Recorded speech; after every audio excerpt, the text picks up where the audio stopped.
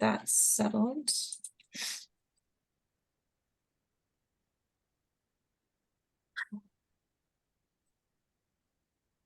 Just a moment. How's everyone enjoying this fall weather? The best. It is really nice, isn't it? Felt a little bone cold this morning. That's when I know it's fall, when you get the bone cold. Okay, so are you seeing? No, I'm not sharing yet, am I? That's true. Not yet. Okay. Showing in Zoom.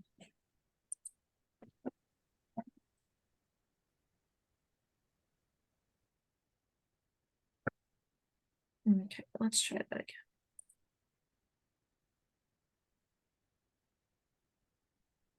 again. Always hard with the multiple screens. Let's see. There we go. Okay, how about now? Yep. I see it. Okay, great.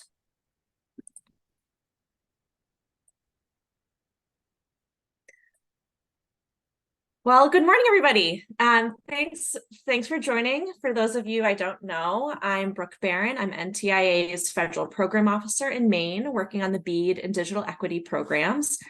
I live in Harpswell, and my role is to help the Maine Connectivity Authority navigate the many requirements that go with these once-in-a-generation grant programs, and to be a resource to industry and community partners like you all. So I know that most of you have heard the BEAD 101 spiel before, so we're going to do a quick overview before getting further into the weeds today on the upcoming milestones for BEAD, particularly the state challenge process. So NTIA is within the U.S. Department of Commerce, and it's the agency tasked by Congress with implementing over $48 billion in funding in order to connect every single American to affordable, reliable, high-speed internet, and to do so equitably and with a community-driven approach. That funding and that directive came from the bipartisan infrastructure law signed into law by President Biden in November 2021. And to start, I want to be really clear about the big picture, because BEAD represents a different approach on funding broadband than the federal government has ever tried before. We all know about the many broadband programs the federal government has run over the past decade or two, with folks in DC making decisions about which ISPs and which communities to fund. And this is not that. As the BEAD program director, Evan Feynman, recently said, this is not a normal grants program. This is, in fact, not a grants program at all. This is a universal coverage broadband infrastructure program, and the tools that are being used to get there are grants. So the BEAD program is a federally funded but state-led effort with a lot of wraparound NTIA support, but it's a state effort so that states and communities can get into partnership with each other and then in partnerships with ISPs to ensure that the infrastructure we're funding will be affordable, reliable, and universal. You'll hear the term eligible entity throughout this presentation today. MCA, the Maine Connectivity Authority, they are the eligible entity for the BEAD program. They're the only organization in Maine that can get a BEAD grant from NTIA. So no ISP, no community-owned broadband network or municipality will be applying to us at NTIA. Those groups would be applying to MCA to be BEAD subgrantees. And the goal of BEAD is to provide broadband to every single unserved and underserved location in Maine. The definition of unserved for BEAD is below 25/3, meaning below 25 megabits per second download and 3 megabits per second upload. And underserved meaning above 25/3, but below 100/20. BEAD will prioritize complete coverage of unserved locations and then underserved locations. And then where funding permits, community anchor institutions. And this is about how states will prioritize spending their funds. It's not about timing. So these activities can and likely will happen simultaneously. But before working on serving underserved locations, a state must first have a plan to serve all unserved locations. And then if funding is left over, MCA would be able to spend money to provide community anchor institutions like libraries, community centers, and colleges with gigabit service. So on June 30th, we found out that Maine will receive $272 million in BEAD funds. And that formula was based on the proportion of total unserved locations that Maine has, about 42,000, and Maine's proportion of high cost locations. MCA now has 180 days from June 30th to submit its initial proposal. So that's December 27th, 2023. Between now and then, MCA has to put its initial proposal out for public comment, which will happen in November. And after MCA reviews and responds to the public comments, it will submit its initial proposal, its initial plan to NTIA, and that happens in December. NTIA will review the initial proposal for a list of 19 requirements that are bulleted here, and that will lay out the details of how MCA will provide service to Maine's unserved and underserved locations. NTIA requires a whole lot of details and planning to describe how the rubber is going to meet the road here. And there's also a good deal of leeway for Maine to design a program that meets the unique needs of its state, So today we're going to focus on the challenge process, which is laid out in volume 1 of the initial proposal, and we'll touch briefly on the subgrantee selection process. So here we are, initial proposal drafting. MCA is hard at work. As I mentioned, the public posting will be in November, and after holding that public comment period and responding to the comments received, after submission to NTIA, after approval of the plan by NTIA, then Maine can begin the next step, which will be the state challenge process, and Maine is targeting March 2024 for that. So what is this BEAD challenge process and why is it important? The state challenge process is where MCA takes the data that the FCC collected on broadband availability, makes its own changes, for example, taking off locations that they've already funded under Connect the Ready grants, and then publishes that map for certain stakeholders to review and challenge if necessary. Because as I mentioned, BEAD is a universal coverage program, so this helps ensure accurate data and gathers the information needed before running subgrantee selection. So these challenges could be from an ISP saying that location is listed as unserved, but we actually completed a fiber build out last month, or that location is listed as served, but it's actually not, and we'd like to compete for BEAD funding to serve it. A town could say, oh, we actually funded a service project using our ARPA funds to that location. Nonprofits, municipalities, tribal entities can all challenge location availability as well. They can use speed test data under certain parameters. And although individual members of the public are not eligible challengers, and we encourage nonprofits like Maine Broadband Coalition or towns to work with individuals who want to challenge service at a given location. Here are a list of allowable challenges, and the state challenge lays out the universe of locations that MCA will work to cover with BEAD or other funding. So it's really important that everyone engages to make sure it's as accurate a universe as possible. Now, after the map of locations eligible for BEAD funding is set and the initial proposal is fully approved by NTIA, then Maine can run its subgrantee selection process. And the subgrantee selection process is governed by a framework set forth by statute enforced by NTIA. And there are a number of requirements, including matching funds, network requirements, service obligations. These are frameworks established by statute enforced by NTIA, and the details within these four corners will be worked out by MCA during the development of the initial proposal. So again, that's when you will have a chance to weigh in during that November public comment period to put your mark on the proposal. MCA will propose a structure for its subgrantee selection process, including a scoring rubric, requirements for low-cost service plan, middle-class affordability plan, just to name just a few. The BEAD program promotes fair labor practices, workforce development standards, and climate resiliency. These are all requirements that will be embedded in that subgrantee selection. And that's really because this is about being responsible stewards of your taxpayer dollars. We know that this is a once in a generation opportunity that Congress created with this huge magnitude of funding, and we're going to do it right. So that is a high level overview of the subgrantee selection process, or the state challenge process, subgrantee selection process, and just the initial proposal framework. And with that, I'm going to pass it over to Kendra Jo, who can get more into next steps about where the rubber meets the road in Maine. Thanks, Brooke. And bear with me for a moment because I'm gonna pick Brooke out of sharing screen to share my screen.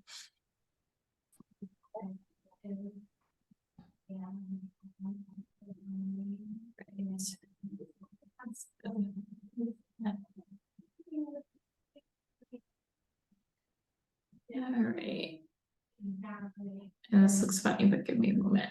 It'll make sense. All right, so I wanted to start by, hopefully you all can see that. Let me see what you're seeing. Okay, great. So for those of you who don't know me, I'm Kendra Jo Grindle. I am the Senior Manager for Community and Regional Partnerships. My colleague Tanya Emery is our Economic Development Director and kind of our go-to for BEAD right now. She will be hopping on shortly and we'll be able to chime in with any questions. We have some other staff that's on the call as well, Brian Allenby and Kira Reardon. And fortunately, I also have Megan Grable as needed in the room with me tonight, who does our data, all things data. So I wanted to give just a quick overview of where we've been. A lot of you kind of tuned in and chimed in on our planning process for our broadband action plan. And I wanted to give just an overview snapshot of what that resulted in. So we had over 3,000 survey responses. We translated the survey into 12 different languages for the state of Maine, 13 community meetings, facilitated focus groups that were really focused on the important audiences. So veterans, there's 8 of them, but it includes veterans, incarcerated individuals, and all sorts. So in doing so, a lot of our regional broadband partners and our community members were engaged. We were tasked with trying to speak to every resident that we could, every Mainer that we could. And if they had something to say, we needed to receive that and respond back. And through that work, we were able to develop our broadband action plan, which lays out that 5-year action plan for us. And it's really the foundation that we are going to see we're going to see this initial proposal, volume 1, volume 2, and the final proposal build off of. So I'm just gonna try to get out of this and keep going. We engaged across all of our covered populations. We've done a digital equity asset inventory, a targeted industry analysis. I know there are folks on the call who were able to read the broadband action plan, and it just gave a lot more depth to all of the possibilities that we could do when we're looking at subrecipient, the subrecipient selection process, and when we're looking at workforce and digital equity. And so those are both posted on our website if you'd like to peruse that along with our digital equity plan. As we look at this BEAD initial proposal, I want to just outline, I'll go a little bit more in depth to what Brooke was saying, and I want to reserve plenty of time to ask questions. And there are going to be some questions that we can answer, and there's going to be some questions that we can't answer because we're still in the drafting process and trying to work through what all of this means. So like Brooke said, you should be thinking about this as volumes. They're not versions, not version 1, and then we submit, get it back, and it goes to version 2. It's really 2 different volumes, that first being the spatial data and analysis components. So the bulk of that, and the most significant piece, is the state-led challenge process. In this process, only a unit of government, a nonprofit agency, or an ISP may challenge whether the location or community anchor institution is eligible for BEAD funding, including whether a location has limited or no internet service. We've been offered a model challenge process to adopt without any modifications, or we could set up our own. We've determined that based on that example, that we feel that we have enough capacity and understanding of the landscape of Maine, that we want to develop our own challenge process. So we'll be setting up our own to get most accurate, to get as much of a most accurate map as possible, and use several available modules, including revamping the speed testing platform, finding missing locations in the fabric, providing mapping tools to permissible challenge to aggregate the information, and can make pre-modifications to maps such as excluding DSL on the basis of it not being future-proof, and various things like MDUs in high poverty areas. So the MCA team is going to be working through that design process, and it'll involve some level of participation from stakeholders, but we're really building a process out that's going to place the burden on MCA and our capacity with our consultants and contractors. The benefit, so we're going to be attempting to submit volume 1 as soon as it's done, so that we can start to begin to administer that state challenge process as soon as they approve volume 1. So we're hoping to do so in early 2024, trying to target that March 2024 as best we can. So that volume 1 proposal is really going to include what we define as a community anchor institution, what those unserved and underserved locations are, and that state challenge process. And then volume 2 is what Tanny calls everything else, and it really is everything else that we're looking at. So volume 2 is that design of the sub-grantee selection process. It's the most significant piece of volume 2, and it's going to determine how BEAD funding gets distributed, so how it gets out the door to cover specifically those un- and underserved locations that were identified in volume 1. The major decisions that we have in that are the procurement method. So how are we going to be selecting those sub-recipients? Are we doing a grant? Are we doing a consultation? What does that look like?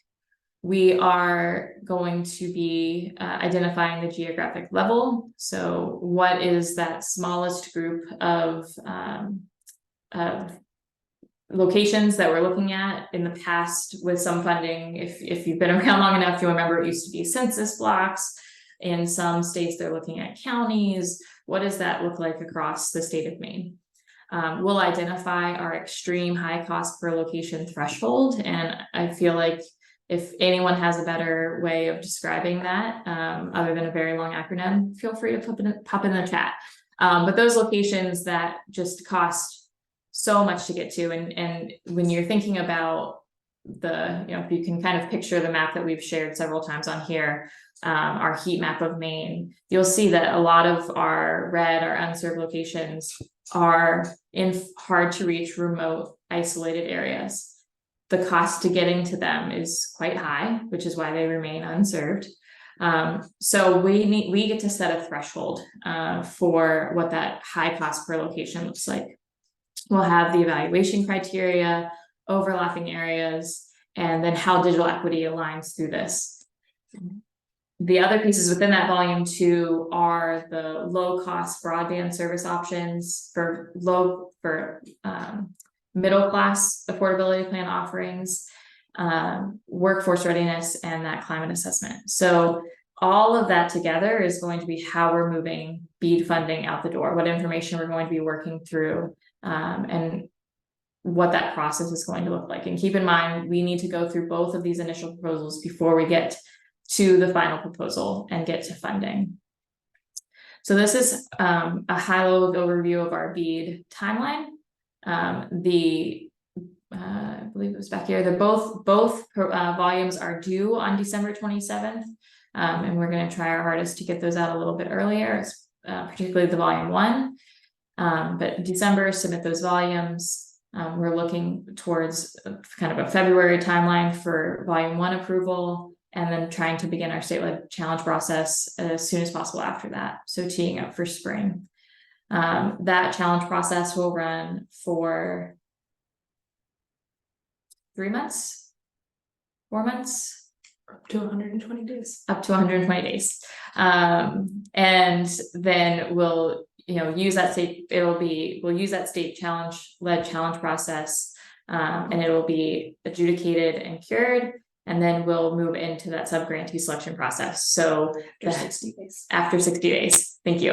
So that's how we start to select who is serving, what is the ISP, what's the process that we're going to be moving through to serve all of those locations in order of priority. And then we look towards the end of 2024 and into 2025 for that final proposal submission and approval.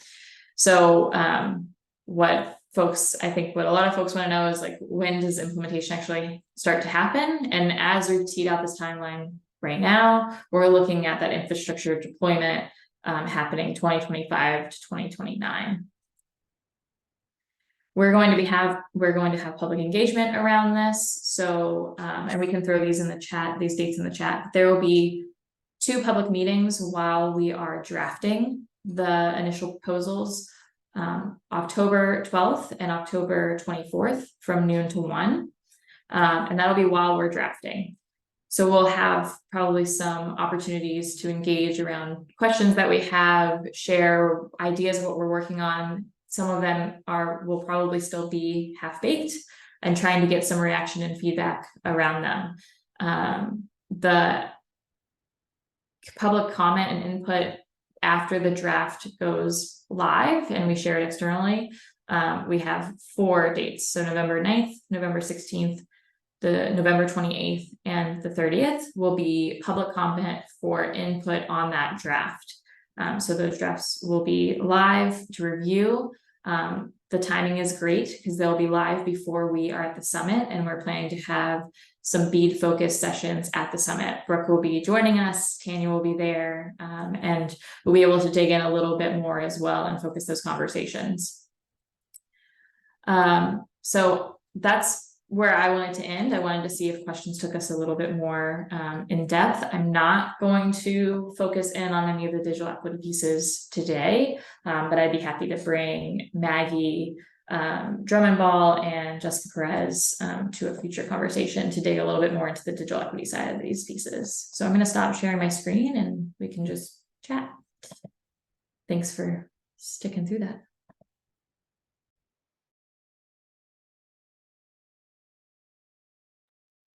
Does anyone have a question or a reaction? Or we just blew your mind, and that's absolutely fine. Go, Brooke. Joe, did you have something? Yeah, I had something, but I saw Amy hop on camera too. So I don't know if I'll let Amy go first if she's got something. Yeah, I'm just a slow reader, so sorry about that, Brooke. Looks like you may have addressed it, but and everybody who has dealt with me is probably tired of it, but it's areas that are well served, but the long and winding road isn't. And it's really hard to quantify because ISPs don't want to deal with a road here and a road there. But if you put them all together as one region, a long and winding road, there gets to be a number of people. Now, I don't know how the business model works, because Right. And so I understand, and I'm totally sympathetic that we have to service the big populations first, even if it's a big swath of land with few populations. I'm there, but I'm just wondering if there's ever going to be any money left over for these little islands of unserved or underserved people, and yes, in the plan. Yes, and that's really the beauty of BEAD, because as you said, there isn't necessarily a business model for those places, which is why the government is providing funding to do it. So those, if they're unserved, they will be on the first priority for MCA to get service to. It doesn't matter a location, a project can be one home. Okay. It does not need to be a town or a census block or a census tract. It can be one home. And I know there's especially with communities who have received RDOF grants, who are concerned because they talk about the Swiss cheese of some neighborhoods in a town receiving coverage and some not. BEAD is not interested necessarily in serving the entire town. They want to get to each single location.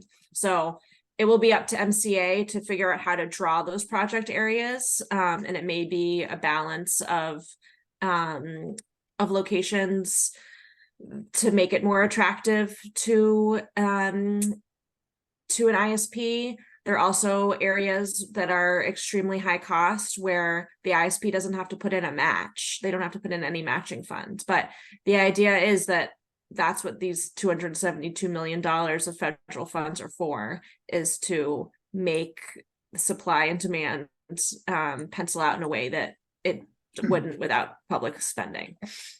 And just a follow up on that, am I correct in assuming that the regional and tribal partners are going to be part of the process and part of the challenge, coordinating with you guys? So I was thinking, maybe if through the different partnerships, those partnerships can reach out to the towns, who can then reach out to the individuals and the people, and fill in those holes, the smaller last mile holes. I was just trying to think of a process of catching everybody. Yeah, so we are still building out our state-led challenge process and trying to identify what the best pathways for resolving some of this data is. And recognizing that we have a lot of great relationships already in existence to try to understand where those gaps and holes is. I will acknowledge that the biggest limiting factor in all of this is what we are able to share. And unfortunately, there is data at the local premise level that we're not able to share.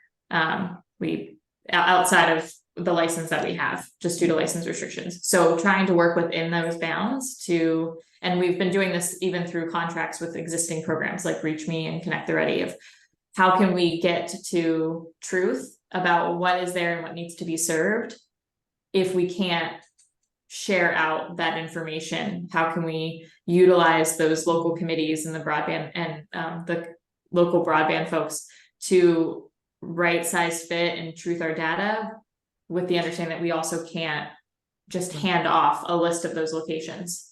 And so, a lot of this, unfortunately, is on Megan to sit and look at maps, and she's been doing an incredible job so far of doing bulk challenges at the state level, and trying to understand that, and using data sources like E911 and other things to just improve that map, while also recognizing that there is no data source that is perfect. There are faults within all of it. I don't know if you wanted to chime in at all. Sure.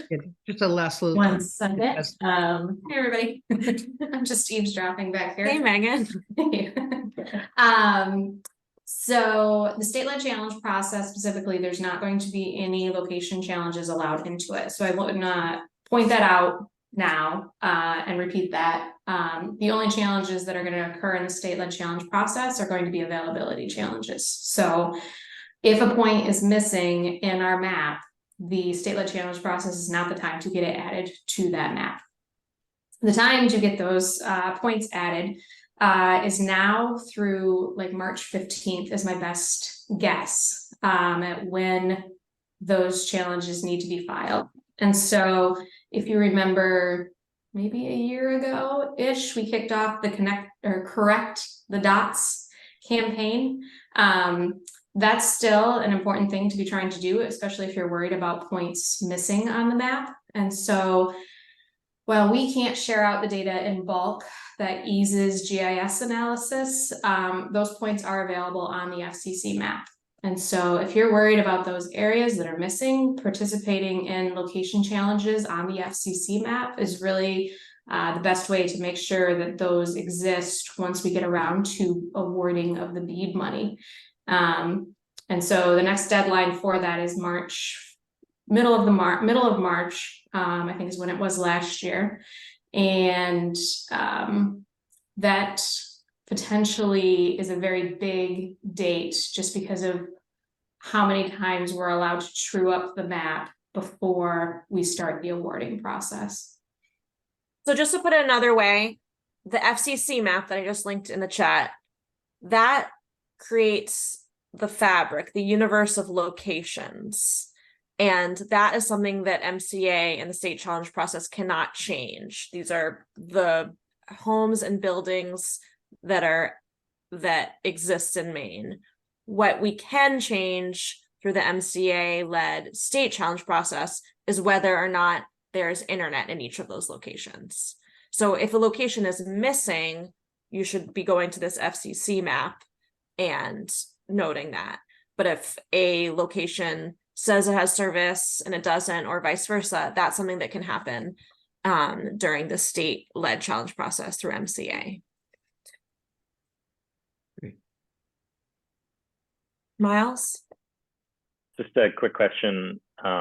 Maybe this group knows, but I think I've asked this before, and I've read the FAQs from the NTIA, and I can't figure out the answer, but what if new locations are built, like new homes in very rural areas or new camps are built in 2025, 2026 on, lakes in Maine, and they're unserved? Are those places eligible, or are they not eligible because they didn't exist in 2024? So they are not eligible for funding for that. They can't get BEAD fund. Well, okay, I'll back up. They're generally not eligible. However, BEAD grants have to serve at least 80% of the locations that are being served. I'm describing this very poorly. There's some leeway in each grant that's given out. Each grant has to have at least 80% unserved and underserved locations, which means there's 20% that could actually already be served. So there's a little bit of leeway there to provide service for a location that doesn't yet exist. That's also a time that we would hope that MCA would work with the ISPs that are already serving in a community to fund an extra location on their own dime. If they're getting a big grant to serve a community and a new building is built, we would hope that the private sector would step up to the plate and figure that out. Right. To recognize, I think some of the hope also with BEAD is we're bringing infrastructure, backhaul, middle mile infrastructure where it hasn't really been before in a way that is more dense. So I think the long-term hope is that in doing so, the cost of connecting those new premises, regardless of where they are in the state, isn't going to be as high and, see a less favorable return on investment because we've brought, right, we're bringing more infrastructure to Washington County, Aroostook County, those areas in Penobscot or Piscataquis. We're bringing it out to those most rural and remote areas. And also recognizing, going back a little bit to Amy's question, we are going to have to, particularly with those high cost locations, we're going to have to look at both fiber and other technologies to try to service them. And without a doubt, trying to bring fiber as far and as close as we can, but there are some locations, just looking at the data, that are just beyond the scope of what we're able to do with that build. So I want to right size fit some expectations on that we are considering other technologies as well as we do this and trying to get to as many as possible in this go. So and I know Ben had a question. Thanks, Ben. So I have it's really two questions. So the first one is, you talked about kind of the Swiss cheese dynamic geographically. We're working on a project in southern Penobscot County, and it looks like Swiss cheese, to be honest, because there's different geographical like towns, like for example Herman, Hamden, certain areas that towns just do not connect. In my opinion, some towns are at 80-90% served. So some of these communities are not connected geographically, but there's 8 or 10 towns in that general area that have high numbers of underserved and even unserved locations. So that's one of my concerns, in terms of putting the project together. The towns have been talking about that. and that's surrounding Newport. And then the second question I have in regards to is specifically underserved. A lot of underserved communities that I go to speak to, like I just got done talking with the town of Levant, and they said, well, we believe our service is sufficient and we do not need to improve our service. And I keep reiterating that these are the communities that are priorities. Will the state and the feds step in at a certain point to get them connected, irregardless of the community broadband model? Because a lot of these towns that I'm talking to, they say, oh, we don't need it. And that's a really critical conversation when I have to say, well, according to the mapping, it looks like you do. And I have to step away. It's not my goal. It's not my responsibility to get them to that point. They kind of have to make that decision on their own. I can speak a little bit to that second one. So BEAD funding is going to go where those locations are, and we are going to include municipal officials in that multi-criteria framework for decision making. It's not going to be the only thing that we include, but we do recognize if we only did it from a model, the community has to tell us what they want. This is either going to take decades, or we're going to continue to have residents who are left behind because there's no political will behind it, there's no interest or understanding, etc. So that's also the benefit of, like what Brooke said, that the project can be as small as a premise, because we recognize that this is at a premise level. So in doing that, I do want to just clarify that what BEAD won't do, and BEAD is not going to go to locations that the state of Maine has deemed underserved, because in the eyes of the federal government, those are served locations. And we recognize that there's still a gap when it comes to reliable high-speed internet across the state, and there's a great deal of locations that are underserved. That's not where this funding is going to go. But it is why we continue to look at other funding opportunities and investments, as well as what opportunities we'll see through things like MooseNet, and building that infrastructure, as well as just market forces, and how investing more in technology and infrastructure in the state. We already see, when I look at the way that the maps have been changing, I'm honestly kind of interested in the fact that some of the brightest green that I see pop up on our maps, and that those changes from maybe red or blue to green, are in areas that we haven't provided grant funding to in Southern Maine, where market forces are playing out, and we're seeing the expansion of fiber. And we do recognize that there has been acknowledgement from private cable companies that they're also looking to increase and improve their technology to reach at least our definition of broadband, which is at 100 over 100. So it's not going to be a one size fits all solution. It is going to take multiple pathways to get us there. And right now, our top priority goal as a state are those folks that have been left behind with no connection, are the unserved locations who have been waiting decades for this, while other folks were able to get access to DSL and then cable and potentially fiber. They continue to struggle with what they have, if they have any.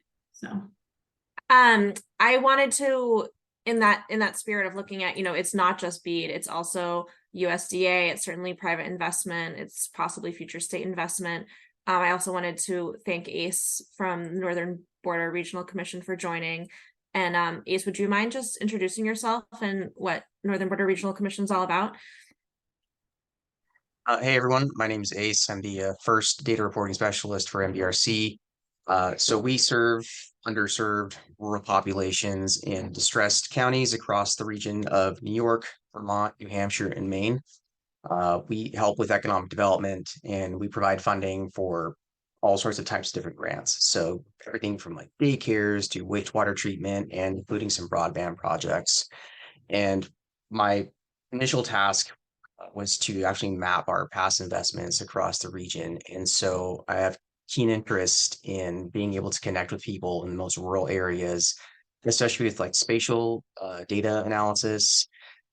But this is part of what we do, and I see a lot of opportunity to connect and share data sets. So that's a little bit of what I do. And other things I'm working on right now is research on economic development and where we can help, and how we can actually measure distress in these most rural parts of this region. So it's a little bit about who I am and what I do. Awesome, thank you. And then the last thing I would say is just like to really underscore what Kendra Jo mentioned about middle mile. You know, MooseNet is not going to reach every part of rural Maine, but those areas where it does reach into, it's going to make that private sector case to build out infrastructure so much more appealing.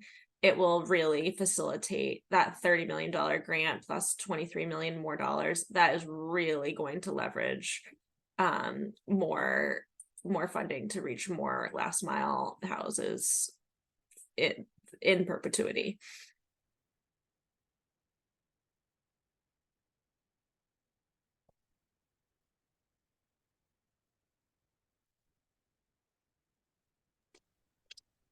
So I have a question just in terms of how BEAD fits into the context of other funding sources in the past. I know this is a conversation that Kendra Jo and I have had before, but was hoping to maybe put her back on the spot again, just in terms, or maybe Brooke can speak to it too. But so, you know, BEAD is different than other funding sources in terms of timeline, in terms of how the money comes to the state.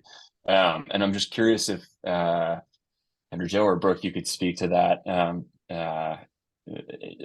because I think it's important to understand that relative to the way that the state has given out money in the past for broadband projects, right? So I'm happy to speak to it, and then Brooke, if you want to chime in. And it's just something that I think it's helpful. It's a little in the weeds, but I think it's helpful to understand. You know, I think when folks think like, oh, we're getting $272 million, and the next day we get a check cut and it's sitting in the bank somewhere. And that's not how this happens.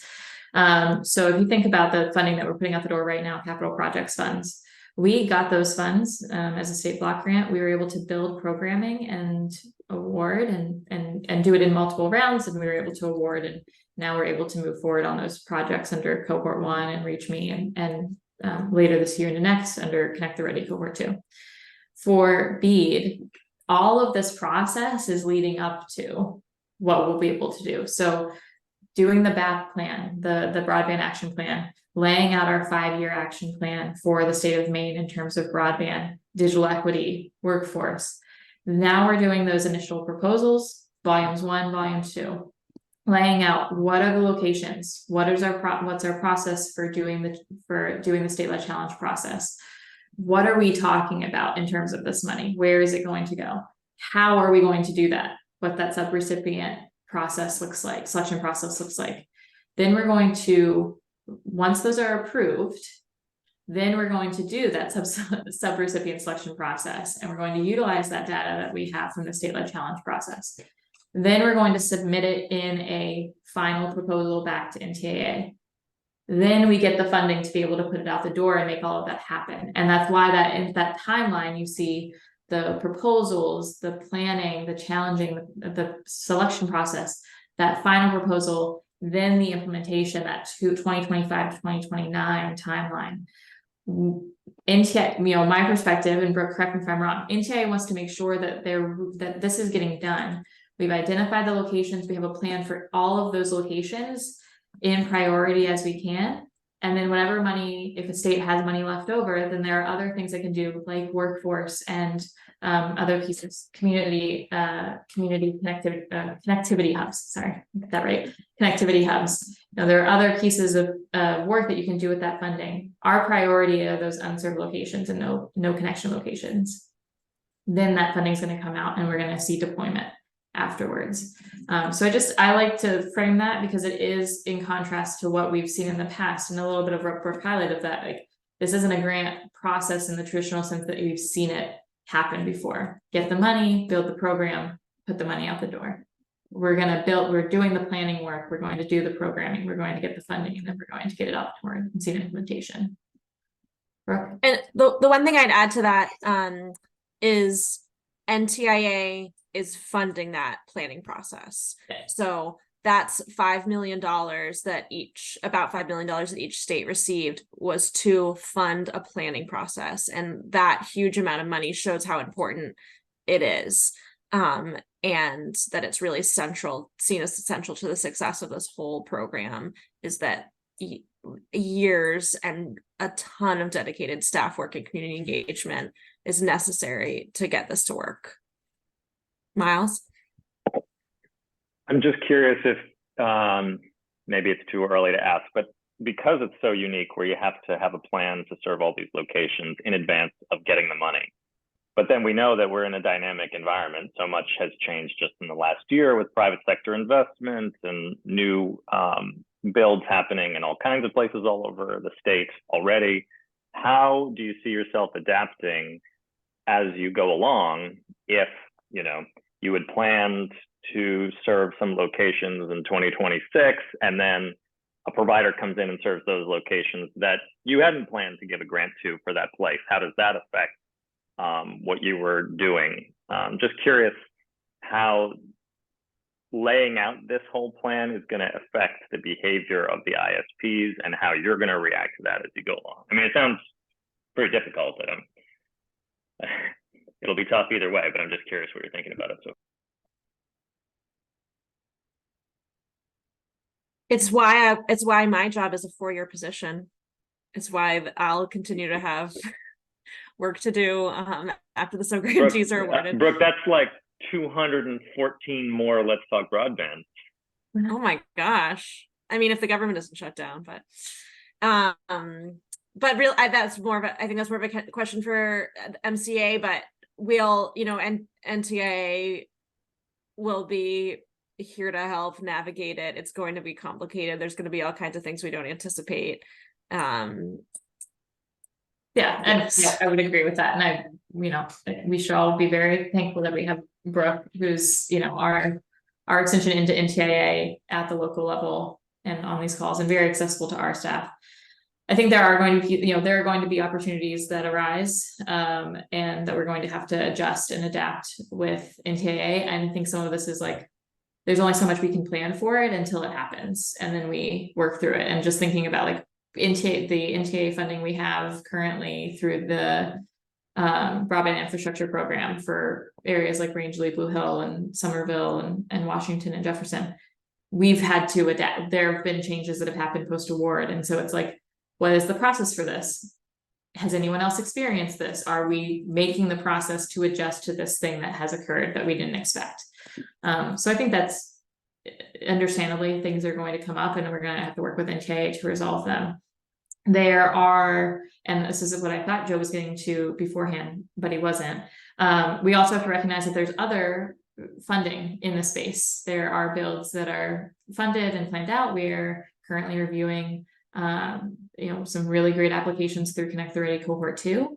All of the areas like RDOF, and if we see an ILEC provider opt into EACAM, which we discussed in the past couple of weeks, you know, all of those locations, many of which would be BEAD eligible, will then become enforceable commitments because there is federal funding going to them. So we can recognize that those already have kind of funding dedicated to them. It's different from what we might see or call planned locations. And so we're going to have to develop a process as a state entity as well to identify or to have a communication pathway with the private sector.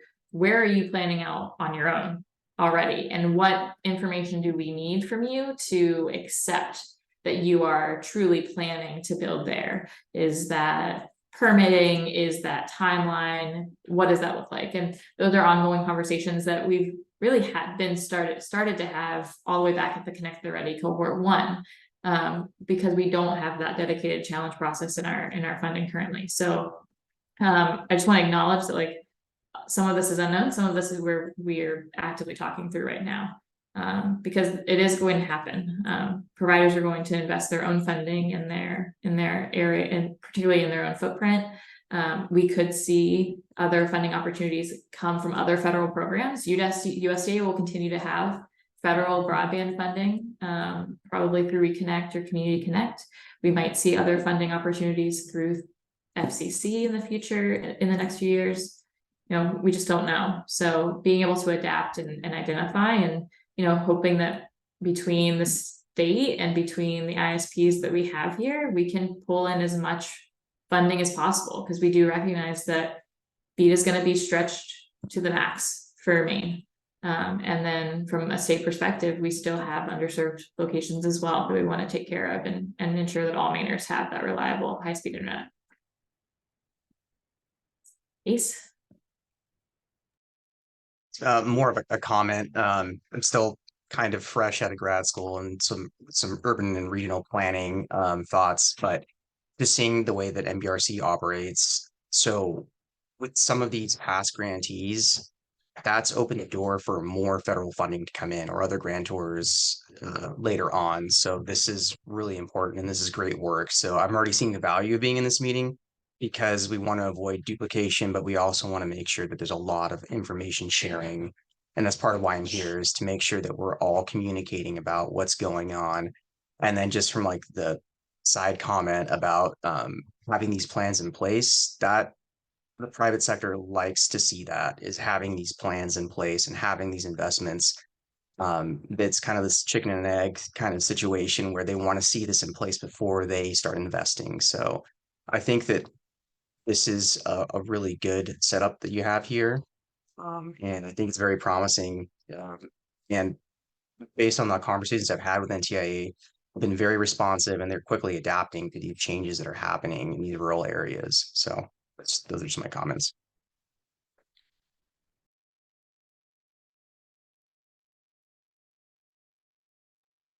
Thank you. Amy? Yeah, hi. Sorry, I'm getting back down in the weeds, and I apologize.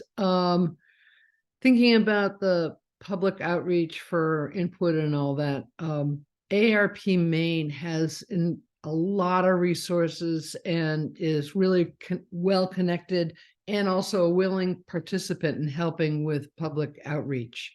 And I kind of got lassoed into that group a little. I haven't been that active, but we've already met with some of the MCA folks, and Jessica Perez and a few others, but I didn't know what kind of communication the planning side of things have. And I just wanted to point that out, that's just a really good resource for at least reaching out to the older population in terms of access as well as digital equity. So I just wanted to put that out there. Yeah, that's really helpful. And I think that does kind of remind me of what I've already said, but also tee up, like, I think it would be great to have a conversation and bring Jessica and Maggie and possibly some folks from ARP to have more of a digital equity deep dive in the same way we've been doing around infrastructure and BEAD.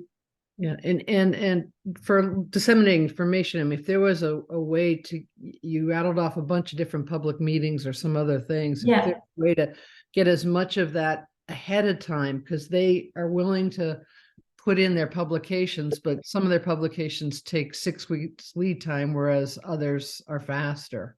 Yeah, but absolutely.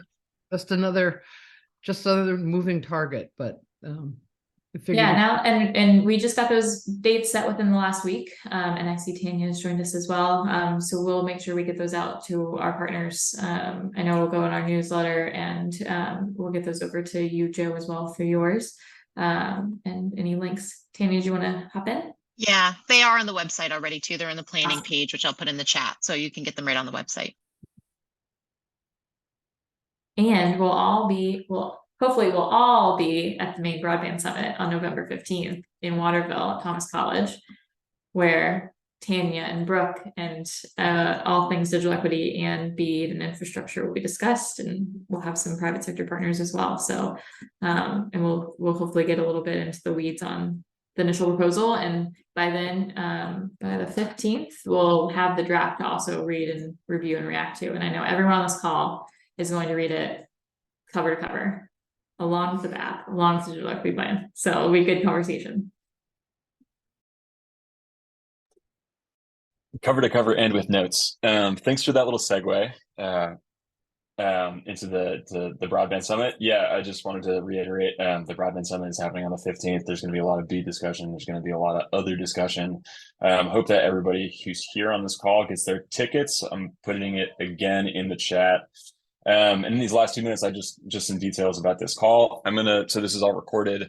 I'm gonna upload it onto YouTube and get that out to everybody probably this afternoon, if not Monday morning. I'll put it in the newsletter. I'll get the presentations that Kendra Jo and Brooke shared, and I'll have those in there as well if you guys want to go back and review any of the conversation today. Any last thoughts from anybody? No. I think we wrung it out pretty well. Okay, everyone, have a good Friday. We'll see you next week on our regularly scheduled Let's Talk Broadbands, and be on the lookout for, I like, Kendra Jo, your idea of bringing in Jessica and Maggie and folks like that to talk more digital equity stuff. So have a good weekend, everyone. Go keep Thanks, some roots. everybody. Thank you. Thanks, Yeah. Brooke. Thank Thanks, you. Thanks, everyone. Bye, folks.